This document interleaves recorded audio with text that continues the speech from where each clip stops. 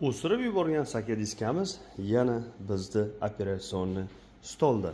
Bu diskamizni xudo xolisa idealni qilib berishimiz kerak, shtobi egasiga muammo qilmasin. Bu diskani o'zini ham remont qilsa bo'ladi, lekin men maslahat berdim. Xitoy diska materiali qaranglar musurga o'xshaydi. Shuni hisobiga donor qo'yganmiz, ma'qul dedim. Egalari ham bo'ldi, gap yo'q ukajon. Cho'tki qilib, ideal qilib bersangiz bo'ldi dedi. Hozir buni kesib olamiz. Diskamizni kesib ham oldik, donorda ham tayyorlab oldik. Hozir buni to'g'rilab svarkaga tayyorlab olamiz. Keyin bizlarda shlipovka xizmatlari ham bor. Kimga kerak bo'lsa, bemalol murojaat qilaverasizlar. Diskamizni ham svarka qilib tayyorlab oldik. 6,5 dyum bo'ldi mana. 6,5 dyum. Xo'p.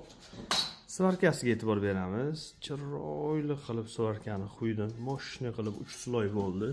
Ichki tomonlari tozalandi. Aynalishiga e'tibor beramiz. Pastki tomon aynalishi, o'rta qism,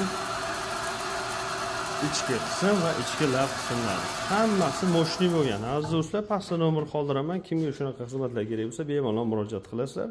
Va esdan chiqmasin, yo'lda ehtiyot bo'lib yuramiz. Hammangizga sog'lik, boylik, ko'rganda ko'rishguncha.